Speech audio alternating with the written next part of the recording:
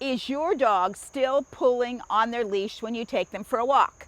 This is the third video in the series Stop Leash Pulling. First one was Nikki and I with teaching her not to pull on a leash. Second one was with Lauren and Buddha and I teaching him to walk on a leash without pulling. Now this third video, Nikki and I are actually going to go for a walk, but we're going to review for a minute. First thing we want to do is make sure we hold the leash very lightly in our hand. So I just sort of put it through my thumb, rest it easy. I'm not grabbing, I'm not pulling back. That will teach my dog to pull even more. Just hold it maybe at about a third of the way down the leash so it doesn't drag on the floor. And there we are. Next step was we literally wanted Nikki to walk out to the end of the leash. We wanted the leash to become tight. So I'm going to back away. Let's see what happens. Does the leash become tight? It does a little bit. And what's happening? When Nikki starts toward me, I'm going to click. And I'm going to feed her. And where am I going to feed her? I'm going to feed her very close to where I want her to walk. So I'm going to see if I can get the leash to get tight again. And she's right there. So I'm going to feed her again. And we can walk all the way around the yard trying to get the leash tight. And we're clicking and feeding every time she gets to me.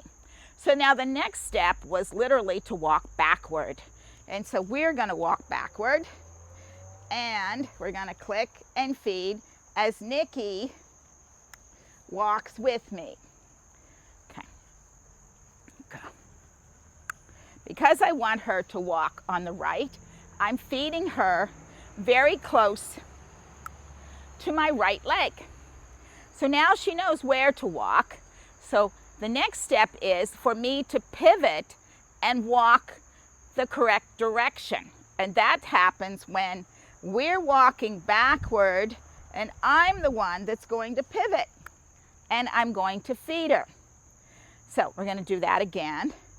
We're going to start to walk backward and I'm the one that's going, let's see, sorry about that, we messed that one up. Okay. All right, I'm going to walk backward and I'm the one that's going to pivot, okay? So Nikki and I are now walking the same direction. Let me do that again. I'm walking backward, Nick, and I'm going to pivot and walk the same direction she does. So what happens is Nikki starts to realize that walking right beside me on my right side is what I want. So now, after I have pivoted and walked the right direction, I'm going to now start to just turn and encourage her to follow me. Good girl. And again, I'm going to click and feed her when she is right beside me. Now the goal is now to start to walk more steps without feeding her, but not too many in the beginning. So we're going to walk a step. She's right there. I'm going to feed her. Okay. I'm going to get to the end here. I'm going to talk to her. Good girl. Knick-knack. And now she's walked 4 steps. Now, you can practice this actually in your home without a leash on. So I'm going to take this off. And we're going to remove the leash. You can practice this in the house. You can practice this out in the yard, in a fenced area, wherever you have. So start in the same way. You can start out by walking backward and you're clicking and feeding. Walk backward again, click and feed. Then, next step, you're walking backward. Dog's right there, so you're pivoting and you're feeding. Hardest part is always the pivot.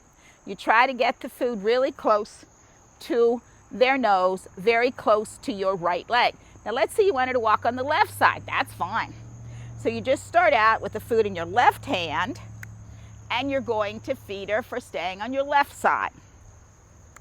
Okay, good.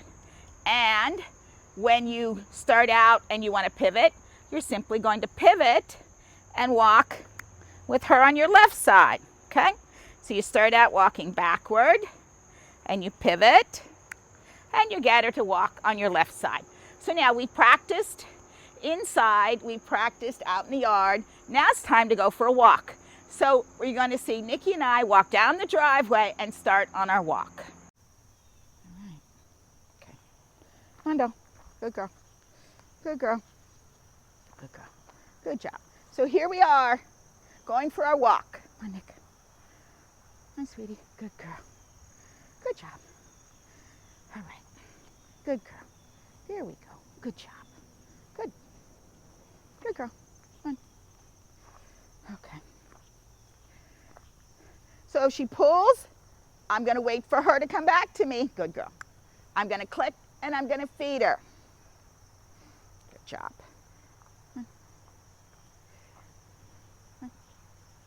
Good girl. Good job.